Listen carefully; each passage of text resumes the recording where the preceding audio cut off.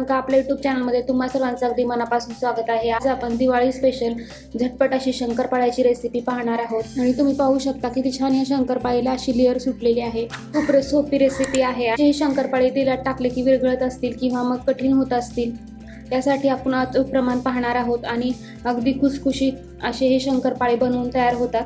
चला तर मग झटपट रेसिपीला सुरुवात करूया। तर परात घेतली आणि या परातीमध्ये घालूया आपण 1 कप पिठी साखर। ही मी चाळून घेतली आणि याचबरोबर मी इथं पाऊण कप हे तूप वितळून थंड करून घेतलेला आहे, अजिबात गरम नाहीये। आणि याच कपाने मी 1 कप पिठी साखर घेतली आहे। याच कपाने आपल्याला सर्व मेजरमेंट घ्यायचे। जर तुमच्याकडे कप नसेल तर तुम्ही वाटीचंही प्रमाण घेऊ शकता। आणि आता या विस्करच्या साह्याने आपण छान साखर आणि तूप एकजीव करून घेऊया। मी पाहू शकता अशा प्रकारे 2 मिनिटं झाले की छान हे एकजीव होतं, तुम्ही पाहू शकता। छान 1 मिनिटभर आपण याला छान असं फेटून घेऊया। तुम्ही पाहू शकता साखर आणि तूप आपलं छान एकजीव झालेलं आहे। अगदी याच्यामध्ये चिमूटभर मीठ टाकूया, म्हणजे काय होतं, कुठल्याही गोडाच्या पदार्थामध्ये मीठ टाकलं की छान त्याची आणखी चव वाढवतो। आता आपण अर्धा किलोचं प्रमाण बघतोय, तर मी या कपाने हे 4 कप मैदा स्वच्छ चाळून घेतलेला आहे। आता थोडा थोडा करत आपण याच्यामध्ये हा मैदा ॲड करूया। आता मी साधारण याच्यामध्ये 2 कप एवढं मैदा टाकून घेतलेला आहे आणि हाताने आपण छान मिक्स करून घेऊया।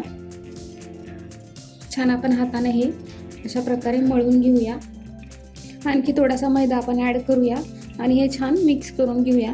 आता हे पीठ छान मळण्यासाठी मी इथं 1 कपभर दूध घेतलं आहे आणि दूध आपण थोडं थोडं करून याच्यात ॲड करून छान असं पीठ मळून घेऊया। एकदमच पूर्ण दूध नाही घालायचं आपल्याला, आणखी थोडं दूध घालूया। आणि दूध, एक महत्त्वाची टिप म्हणजे इथं दूध अगदी गरम नाहीये, हे गरम करून थंड केलेलं रूम टेम्परेचरवरचं दूध आहे। याच्यामध्ये गरम घातलं तर काय होतं की आपले हे शंकरपाळे करताना फाटतात आणि पिठालाही चिरा जाऊ शकतात, म्हणजे लाटताना ते लाटताच येत नाही, फक्त त्याला चिरा पडत राहतात। यासाठी थंडच दुधाचा वापर करायचा आहे। आता यामध्येच राहिलेलं आपण सर्व पीठ घालून घेऊया आणि आता छान आपण हे पीठ मळून घेऊया अशा प्रकारे, तुम्ही पाहू शकता। आता हे पीठ आपल्याला जास्त घट्टसर किंवा जास्त पातळही नाही मळून घ्यायचे, मीडियम पद्धतीनं आपलं हे पीठ मळून घ्यायचे छान अशा प्रकारे। तर तुम्ही पाहू शकता मीडियम स्वरूपाचा असा आपण पीठ मळून तयार आहे। ह्याच्यासाठी आपल्या अर्धा किलोच्या शंकरपाळ्यासाठी लागलेलं आहे आपल्याला पाऊण कप दूध आणि पाऊण कप तूप आणि 1 कप साखर। तुम्हाला वाटल्यास आधी आणखी गोड आवडत असेल तर 2 चमचे तुम्ही साखर याच्यामध्ये आणखी ॲड करू शकता। आता आपली मळलेला हा डो आहे तो आपण 10 ते 15 मिनिटासाठी झाकून ठेवूया। आता अशा प्रकारे आपल्या या पिठाला 10 ते 15 मिनिट झालेले आहेत आणि तुम्ही पाहू शकता पीठ आपलं छान रेस्ट करून झालेलं आहे, छान तयार झालेलं आहे। आता या पिठाचा आपण एक गोळा काढून घेऊया आणि याची छान एक पोळी लाटून घेऊया अशा प्रकारे। आता इथं मध्यम आकाराचा गोळा घेतलेला आहे आणि आता आपण याची पोळी लाटून घेऊया। खूप पातळही लाटायची नाही, खूप जाडही नाही, मीडियम थिकनेसची आपल्याला पोळी लाटून घ्यायची आहे। आणि तुम्ही पाहू शकता अगदी याला कुठं जास्त क्रॅकही जात नाही, की त्याचंच कारण हे म्हणजे आपण इथलं दूध किंवा तूप कुठंही कोणताही हा घटक गरम करून नाही घेतलेला आहे। तर अशा प्रकारे छान आपण याची पोळी लाटून घेऊया। अशा प्रकारे मी छान पोळी लाटून घेतली आहे। आता आपण याच्या साईड काढून घेऊया। तर तुम्ही पाहू शकता इतक्या या जाडीची मी ही पोळी लाटून घेतलेली आहे। आता आपण हे चौकोनी शेपमध्ये हे शंकरपाळे पाडून घेऊया। तुमच्या आकारे तुम्ही डायमंड शेपने किंवा काजू शेपचे सुद्धा हे शंकरपाळे बनवू शकतात, पण मी इथं चौकोनी आकाराचे बनवते। तर तुम्ही पाहू शकता अशा प्रकारे आपण छान हे कट करून घेऊया।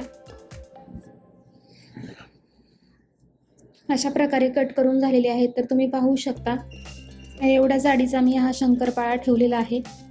आता हे शंकरपाळे मी एका प्लेटमध्ये काढून घेते, तुम्ही पाहू शकता अशा प्रकारे। आणि आपण तेलात तळूया। आता मी तेल गरम करून घेतलेलं आहे, म्हणजे खूपही गरम केलं नाही। आता यामध्ये एक शंकरपाळी टाकून बघूया। छान याच्यावर बबल्स येत आहे, याचाच अर्थ की आपलं हे तेल परफेक्ट तापलेलं आहे। तर आपण याच्यामध्ये बाकीचे शंकरपाळे टाकून घेऊया। आता यामध्येच आपण हे शंकरपाळे सोडून घेऊया आणि एकदमच खूप सारे शंकरपाळे आपल्याला याच्यात सोडायचे नाहीत। आणि गॅसची फ्लेम एकदम मी इथं कमी केलेली आहे। आता 1 मिनिट झालेला आहे। आता आपण या पलटी करून घेऊया। शंकरपाळे टाकले की लागलीच आपल्याला हे पलटायचे नाही, जरा 1 मिनिट होऊ द्यायचं आणि मग यांना असं पलटून घ्यायचं।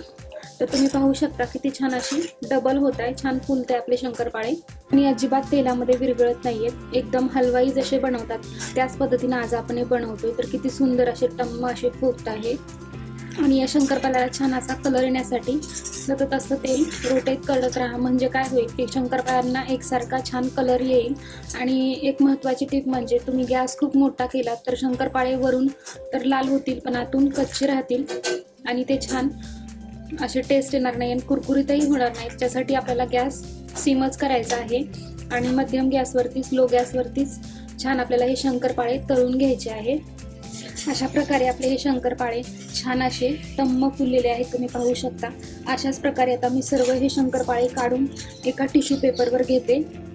आता अशाच प्रकारे सर्व उर्वरित शंकरपाळे आपण तळून घेऊया. अशा प्रकारे मी इथं दुसरीही बॅच तळून घेतलेली आहे आणि हलकासा गोल्डन कलर आला की पटकन ह्या तेलाच्या बाहेर काढून घ्यायच्या. म्हणजे काय होतं, गरम असेपर्यंत यांची कुकिंग प्रोसेस चालूच असते. अशा प्रकारे मी सर्व हे करून घेते. अशा प्रकारे आपले हे शंकरपाळे बनवून तयार आहेत. तर तुम्ही पाहू शकता किती छान असे टम्म असे छान फुललेले आहेत, एकदम खुसखुशीत लागतात. तर तुम्हाला मी एक फोडून दाखवते. हे पाहू शकता आतमध्येपर्यंत छान हे असे तळले गेलेले आहेत आणि 15 दिवस तुम्ही हवाबंद डब्यामध्ये हे थंड झाल्यावर ठेवू शकता आणि 15 दिवस एन्जॉय करू शकता. पण मुलांना इतके आवडतात की 15 दिवस राहतच नाहीत.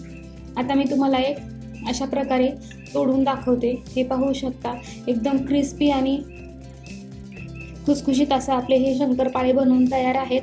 तर या दिवाळीत नक्की ही शंकरपाळ्याची रेसिपी तुम्ही बनवून बघा आणि मला कमेंट बॉक्समध्ये सांगा की तुमची ही शंकरपाळे कशी झाली ते. आणि आपल्या यूट्यूब चॅनलला लाईक, शेअर, सबस्क्राईब करा. थँक्यू.